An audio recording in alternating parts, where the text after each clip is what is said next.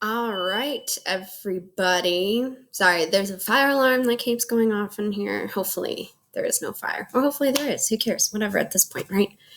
Anyway, this is our last lesson of the year. And a really important lesson since your AP exam is on Friday. Before we jump into it, I have to say that I am feeling a little sad that the last, lesson and teaching that I have, I don't even get to see any of you in person. So yeah, that's kind of a bummer. But anyway, let's get started. So we're going to do the last part of your review, but I'm going to start off by talking about the exam more. I really, really appreciate all of you being like upfront in your Cornell notes about what you've done, the demo, logging in. This proactive work now is going to make it so Friday is less stressful for you. Cool. So my first question for you to answer in your Cornell notes. Did you do the AP exam demo? Did you have any issues? The demo is just to show you what the exam will look like and how you're going to write your free response answers, which you'll use a Google Doc, which I'll explain later. If you have not done the demo, I need you to stop. Just stop right now and go do the demo. Your only assignment for me today is to listen to this lecture and take notes and answer my questions in the notes. You don't have a document analysis, so take that time to actually check out that demo and make sure you can do it.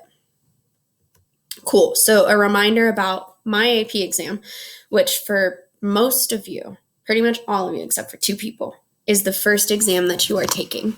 It is at 12 p.m. noon this Friday. So you need to get off work, you need to show up to it, whatever, right? I'm going to have an ACT pump up. I will post that on Thursday. It's from 10:45 to 11:30ish. Just for you to show up there, talk to me, let me know if you have questions, say hello, and I can also help you log into your AP exam. You're supposed to log in a half an hour before, so we're going to try to transition at 11:30 to y'all logging in. For showing up, I'm going to give you a 100% on your assignment. I'll either completely change the assignment or anything that is not a very good grade in the grade book, I will change it to 100. I really want you to show up because this is an easy way for you to get college credit.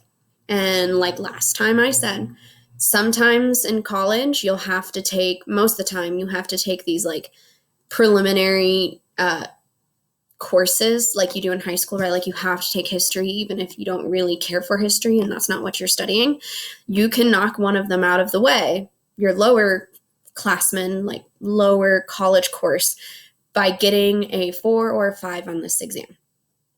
And honestly, just like showing up to the exam, submitting something, even if it's not complete, increases your chance of getting a 3, a 4, or a 5. Not showing up, not submitting anything, not even trying, like what have you been doing for all this year and all the hard work that you've put in? You know what I mean? Cool. So my next question is, when do you take the AP US History exam? You should be answering this in your Cornell notes. It's question 2. Cool. Okay, so some reminders about this exam. You're going to get an e-ticket emailed to you 2 days before. So in theory, you got an e-ticket emailed to you today. So check for it. It could be in your spam. I've heard it shows up in spam or junk mail. You have 45 minutes to write a mini DBQ. By mini, you have less paragraphs, less documents. You can use your notes. We've done review starting last week, ending today. And by we, I mean me. I've planned a review with the idea that you can pull up these notes and use them. Don't use the internet. Use the notes. You've already done all this work. You've already done all the thinking. You don't have enough time to search around and figure out all this crap. You need to look at your notes. Once you figure out the topic and the time period, start writing. You will be given 5 documents. Normally you're given 7 or 8. You need to use all 5 just to be safe. Use all 5. You guys have used 6 the entire year. There's no reason why you can't use all 5. Your DBQ needs to look like this. You should have context or your frame. You should have your thesis with the although counter-argument formula being used. And you need body paragraphs, at least 2 of them. If you're using 5 documents, 1 body paragraph needs to have 3 documents in it. You need to analyze at least 2 of the documents in there. So just like we've been doing all year, you have your assertion, document, paraphrase, no quotes, paraphrase. You analyze it, document, paraphrase, analyze it. And then I would end with a concluding sentence like explaining your thesis again. This just have an ending. It doesn't have to be perfect. The bulk of your work needs to be in here. And this is where you need to be spending most of your time. Should not be looking at the internet, figuring out what to say. It won't help you. And if you copy and paste it over, do you think they're going to count it? No, right? So do your own thinking, do your own work. You all can do this. So question 3, what does your DBQ need to have? I want you to tell me what the layout, like the organization of the DBQ should look like. All right. Where do you type your exam? You're going to open up your own Google Doc. Great thing, we use them all the time, to type your exam. And then when the exam is done, you will submit your Google Docs. I have to emphasize yet again, it is open note. I guess I could present this, but whatever. We're just going to leave it like this. It is open note. So you have done all of this work doing review, and I've tried to be intentional in choosing topics that could potentially come up in a DBQ. You will only have 45 minutes. So an internet search is going to waste your time. It's not going to help you. If you've done this work, which I would say 75% of you have, or 75% of you are getting caught up, whatever, it doesn't matter. Use the work you've already done. Don't waste your time. 45 minutes goes by quick. You need to use as much of it as you can writing. Cool. I'm going to post some other things to this, but I have some tips for success for like Open Note. They reiterate that internet searches don't work. They're also going to have some sort of way to check that you're not chatting with each other about answers. 45 minutes will go by fast, so you won't even have time to chat with each other. This brings us back to that exam checklist and some ideas for what you can use to write and submit your DBQ. And then this is the checklist from last time. If you have not done this checklist, you need to. Biggest thing today is pause, do the demo first, and then go back and take the notes. All right, last question that has to do with the exam. Question 4, where do you type your DBQ? Remember, all these questions need to go in here. Yes, on this side, just your answers. You don't have to type the questions over. I know the questions. I've asked them, right? Your answers to them. All right, let's get started. So we are doing period 6 and period 7. The last 2 periods you could potentially be tested on. Let's go back to the beginning so you know the time periods. Period 6 is 1865 to 1898. Period 7 is 1890 to 1945. These are the 2. So period 6 we did a lot before we went on break. And we started period 7, and most of what we've done for remote learning is period 7. I personally think they're going to choose something from these periods. I don't know why, but I have this feeling. Either that or period 4, which we did 2 lectures ago. Just saying. Okay, so we're going to start with period 6, which is the Gilded Age. You all remember the Gilded Age. You write about it all the time in your DBQs. So the Gilded Age is the rise in industry, or the expansion of industry in the United States. And a lot of this starts with some new inventions that makes it easier for industry to expand. You have railroad expansion, which was made easier because of the invention of steel, which steel is a lot easier to use when building like skyscrapers and railroads and all that stuff. You have the telegraph, and then you have a more perfected factory system because of electricity. So more and more people can go in and work. They're using electricity, things like that. So you see this rise in unskilled labor because of these inventions being made that makes it easier for people to do their work. The Gilded Age is also known for the rise in sort of capitalists or captains of industry, or the robber barons is what we called them. Some famous captains of industry is J.D. Rockefeller, Andrew Carnegie, and J.P. Morgan. Essentially, they created or developed some sort of system where they run an industry and they try to control all modes of production of that industry, or they try to control all the competition in that industry. And a lot of this comes from trusts.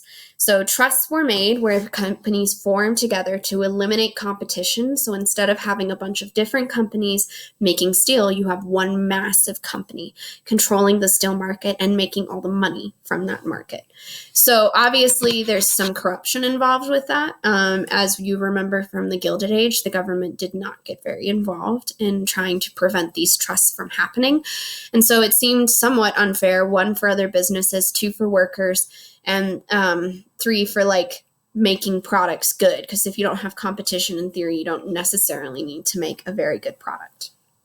The biggest issue, though, comes from labor. So if one person's controlling an industry and unskilled labor is what is mostly being provided to people, your options of choosing a good place to work with fair work conditions and fair pay diminishes. So this is where we also start to see the rise or the formation of unions. The biggest one is the Knights of Labor. And so you start to have some riots and some strikes like the Haymarket Affair, the Great Railroad Strike, where people are like, no, we're not going to work anymore, because they were working in such unsafe conditions and oftentimes for extremely low wages. And then beyond that, they were going to these cities where the conditions were so awful for people to live there. And so even if they were making money, they can't get out of this system of poverty because no one's trying to help them. Which brings me to my next thing, immigration and urbanization. So the Gilded Age sees the rise and urbanization of cities. You got New York City, Chicago, Boston, Buffalo, New York, Cleveland. All of these cities are starting to grow because they are becoming the hubs for these industries and these factories, which leads to urbanization and more people moving to the cities and moving out of like rural America.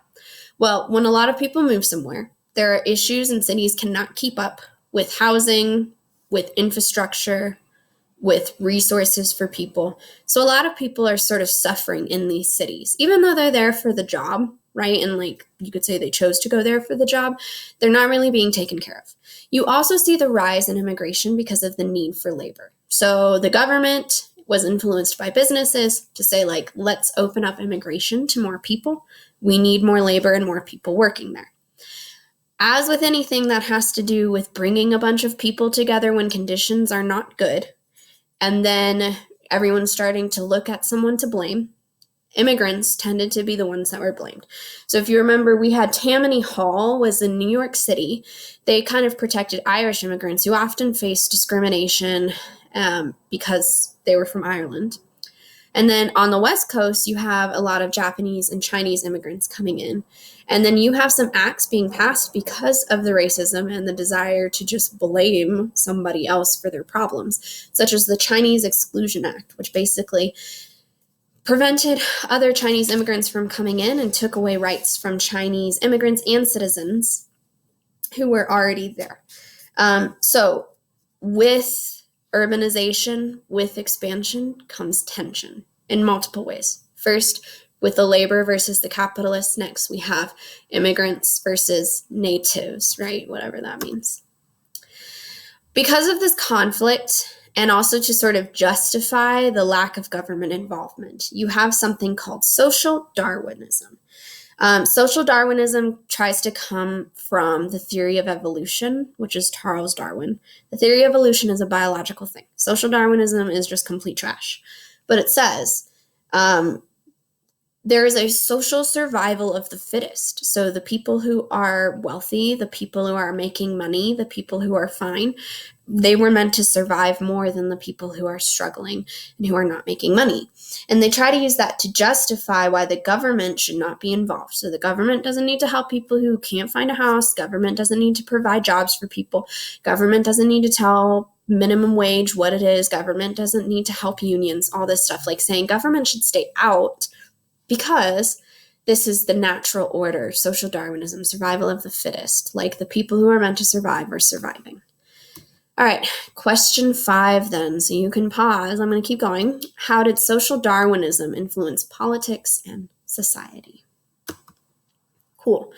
The Gilded Age also sees the explosion of expansion westward. So we're talking about places like Colorado, California, Nevada, New Mexico, Arizona. Mexican-American War is where we got the territory, but if you remember, right after that, the Civil War happens, and so expansion isn't happening. Due to railroad expansion, there is this movement west. So you have a couple of different things. First, you have the Homestead Act, which basically made it really easy for people to just pick up their family, go out west, grab land. They barely even have to pay any money for it. Obviously, the people severely affected by westward expansion, and it is affecting them today, are Native Americans. So you had a lot of Native American tribes for 100 years or more were getting pushed out to the west already. And now that US people are going over there and like taking over their land, there's conflict because there's only so much land. So you see the government get involved in this, definitely. And they try to remove Native Americans from their land either by force or with policies. By force, you have the Wounded Knee Massacre. You have various massacres where they are literally killing Native Americans to get that land. The U.S. government also passed different policies. For example, the Dawes Act, which basically said Native Americans, you need to sell your land or buy your land from the U.S. government. Whatever you don't buy, we're just going to take and give to other people. This is a problem because Native Americans view land differently than the white Europeans view land. The idea of land ownership is not a Native American worldview. That is a white European capitalistic worldview that I have property. It is mine and I own it. So essentially, you are forcing Native American tribes to not only try to buy their land and hope for the best, but give up some fundamental views to their society and to their culture.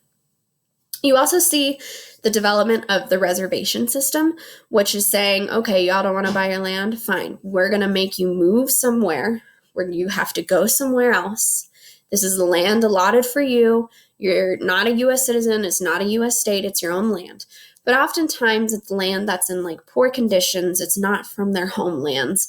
For example, in today's world, like the Navajo live in Utah, Arizona area. They have massive amount of land, but their government didn't help with any sort of infrastructure or providing anything for these Native Americans. And then the last is citizenship. So the government offered citizenship to be a U.S. citizen to Native Americans. Given that, for example, in this picture, they completely remove a lot of their culture to be a citizen. They learn English, they dress like a white European, right? And the idea is that, well, once you're a citizen, you'll have more rights. Like you can go to court, you can do all these things, was sort of the pool. That being said, even in today's world, as we see, being a citizen can sometimes mean only so much if you don't have wealth and power. Okay, my next question. There's two. Ooh, you might have to double pause. How did Native Americans and U.S. Americans view land differently? And then why would Native Americans consider becoming a citizen of the United States? Okay, the last part of the Gilded Age is the South. So we ended on Reconstruction. So remember, they're trying to do things to rebuild the South, but then the government leaves and everything kind of falls apart. The South had this belief that like, oh, with the Gilded Age, we will have industry, we will have productivity, but they didn't. And the biggest reason why is because of segregation and lower taxes. So you have some pretty big segregation laws, also known as Jim Crow laws, basically saying it is okay to separate people based on color. And this is in all regards, schools, businesses, parks, whatever they're doing, where they live, the neighborhoods they can live in. And this was ruled constitutional or legal in the Supreme Court ruling named Plessy v. Ferguson. So the Supreme Court ruled that it is legal or constitutional for the government to segregate people based on race. This was overturned in 1954 with the Brown v. Board of Education. And then eventually the Civil Rights Bill that was passed made it so that businesses cannot discriminate based on color. That being said, Plessy v. Ferguson was the law on the land in the South for almost like 6 decades. or more, right? And that was just tacitly passed by the government or the Supreme Court. No one questioned it. No one did anything with it. So the South did not progress because there was no opportunity for innovation or for people to climb a sort of class/social ladder. Instead, they relied a lot on sharecropping, a lot on people not owning a lot of land, which if only one person owns this big amount of land, there's just not a lot of innovation and not a lot of use for it. Okay, question 8. What was the ruling of Plessy v. Ferguson? I'm going to pause myself because I need a drink of water. I'll be right back. Okay, I'm back. I apologize. A lot of talking. Okay, we are now going to move on to period 7, which I'm going to kind of breeze through because you already have a significant amount of notes on period 7, at least from Great Depression on. For remote learning. So some of the topics is the Progressive Era, which we talked about right before we were all sent home. The Spanish-American War, which if you did extra credit work, you know about that. World War I, I didn't talk about at all. We apologize. We'll just talk about it very quickly. Great Depression, New Deal, and World War II. Cool. So the Progressive Era. So the Progressive Era is in response to the Gilded Age. Remember, the government's not getting involved. You have a significant amount of corruption, a significant amount of tension. What happens in the Progressive Era is you start to have a lot of presidents and then politicians going to Congress that are like, something's not right here. Like, we need to fix this. So the Progressive Era, the government starts to expand in regulating the economy while also doing some things politically in theory to expand democracy. So I kind of broke up the Progressive Era into 4 different categories. You have economic, political, and social. The federal government did a lot with economic regulation during the Progressive Era. For example, they created the Food and Drug Administration, which basically is an oversight organization that makes sure that anything that is being sold to consumers for them to eat meets quality standards.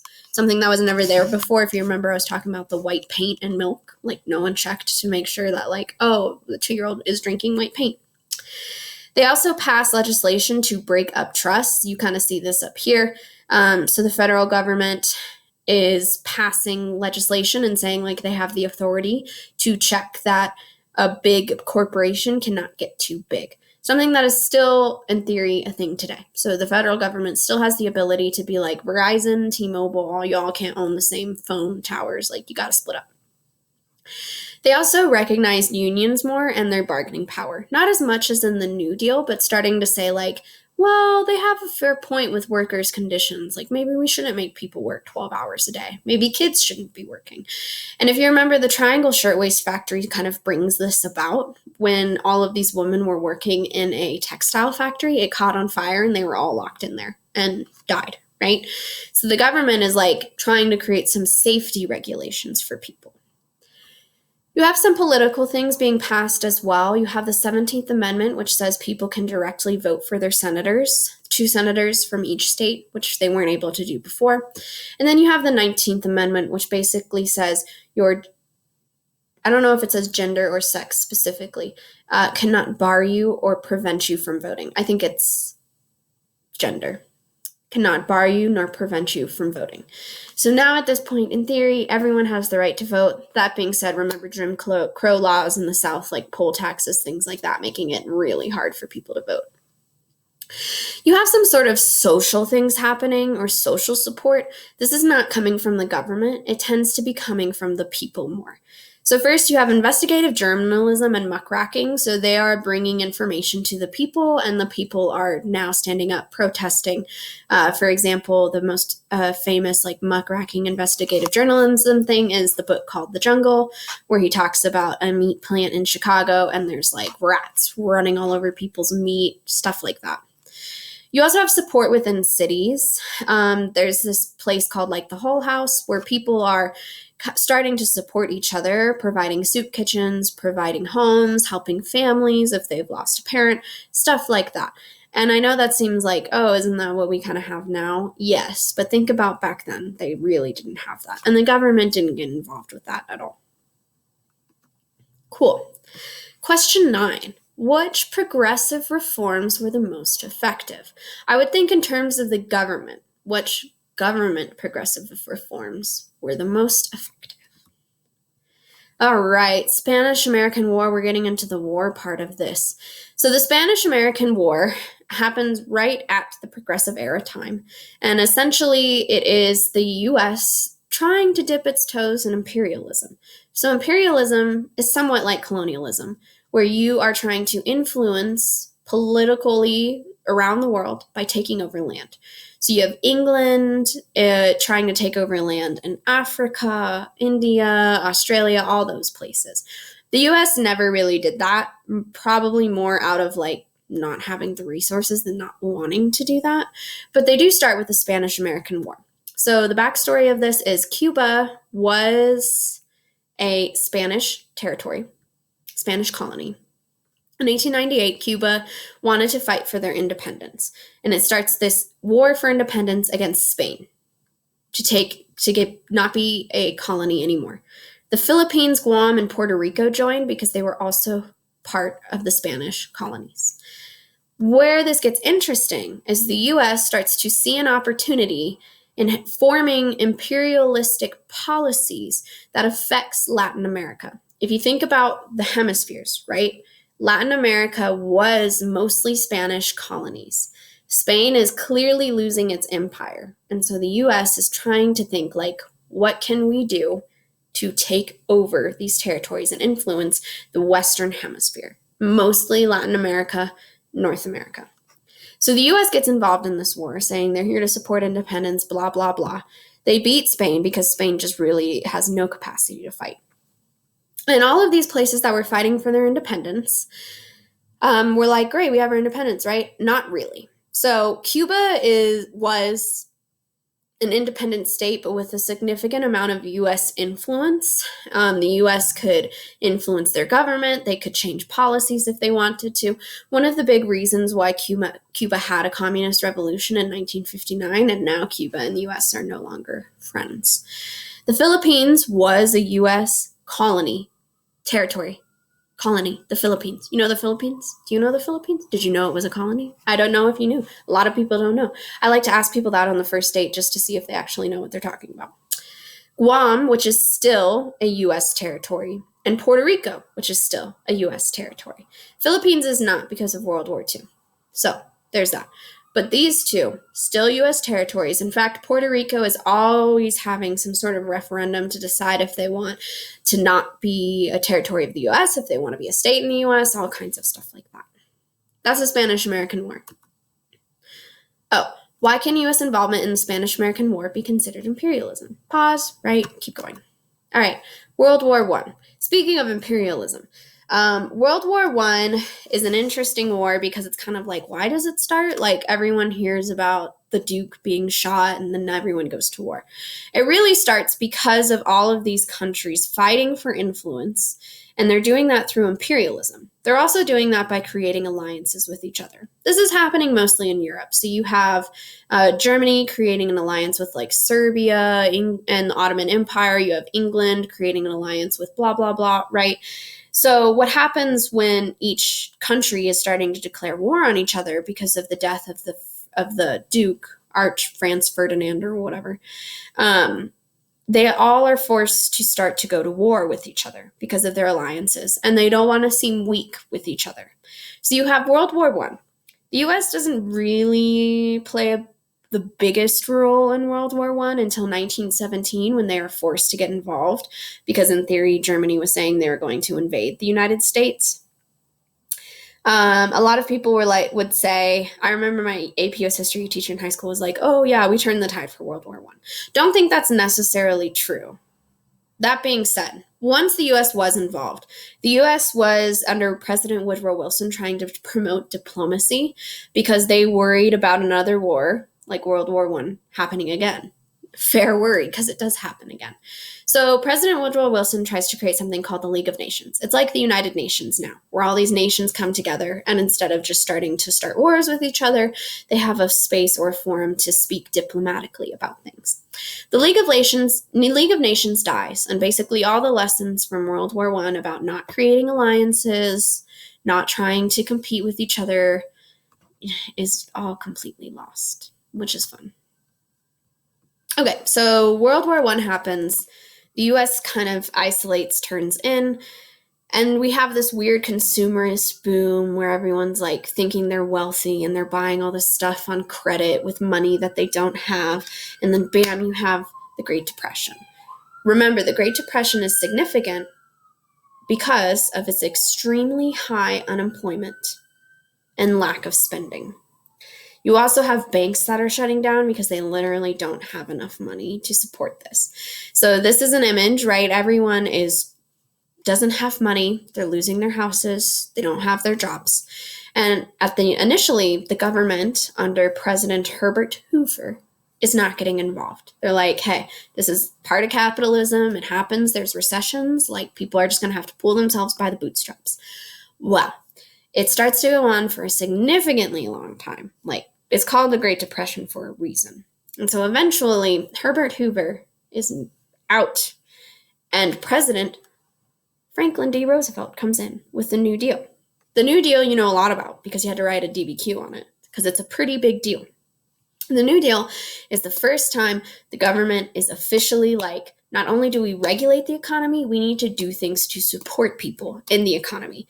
The first part of the New Deal focuses on recovery, trying to help people with depression. The second part is trying to be more forward-thinking and promoting people's economic well-being, even if there is not a recession. So the first New Deal, you have things like the Civilian Conservation Corps, where the government is providing jobs for people. You have the government creating bank holidays so people can't go in and take out a bunch of money. You have the government passing acts like, oh, labor unions are good. We'll pay this factory to let these people work here, blah, blah, blah. So the government is directly getting involved in trying to give people jobs. And those people in turn are working on like infrastructure projects, the national parks, all that fun stuff. The second New Deal focuses more on forward-thinking economic stability. And the biggest thing that comes from that is the Social Security Act. So the Social Security Act essentially says, me, as whatever age I am, it doesn't matter, I'm working probably until I retire when I'm like 62 or something. And money's coming from my paycheck to eventually get paid back to me in retirement. So in theory, like the government, once I retire, once I'm older, is going to help me pay for myself. You also have Social Security for people like with disabilities or anyone who's lost jobs, struggling with jobs, things like that. But it comes from people working. So it's not just a flow of money that like a reserve of money the government just has somewhere. You pay your taxes for it when you're working. The Social Security Act is pretty big debate today, depending on, beliefs, Democrats versus Republicans. Some people want to get rid of Social Security. But it is an influential thing that has been around since the 30s and is probably here to stay. And then we get to World War II. What do you need to know about World War II? Well, it was the second one. Starts with Germany invading Poland. Everyone in Europe is part of it. France falls apart. Great Britain is like slowly falling apart. They're not doing very well, that's for sure. The US is kind of staying out of it beyond like trying to provide resources, provide things. You also have Japan trying to take over countries on the Asian continent. Pearl Harbor happens in 1941, and then the US is involved in the war. What matters more for World War II is that you understand the implications at home. So World War II could have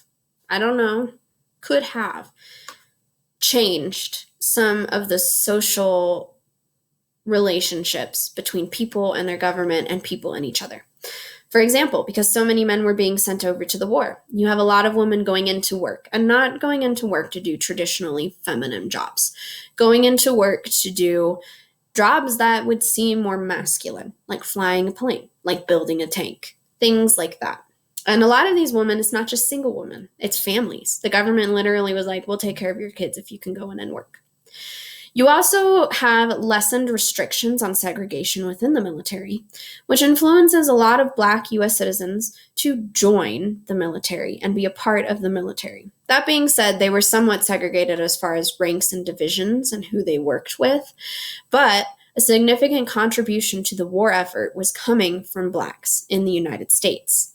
The irony of that is because of segregation in the South, the US is having some sort of rhetoric that, like, oh, Germany's a dictatorship, Germany doesn't believe in people's rights and equality. But does the United States know? I don't know, you know what I mean? The last thing you have is the establishment of internment camps because of Pearl Harbor. So the US government takes this policy that Pearl Harbor happened with Japan, therefore we cannot trust a single Japanese citizen, immigrant, anybody who's a descendant from Japan in the United States. And they create these internment camps where they forcibly remove people from their homes and move them to these camps. A lot of them are set up in like Utah, Colorado, places like that, where they have to live for the duration of the war because they were not trusted. They're like even citizens. And the Supreme Court ruled, oh no, it's legal to do that because of national security. So these are the big things I would look at for World War II.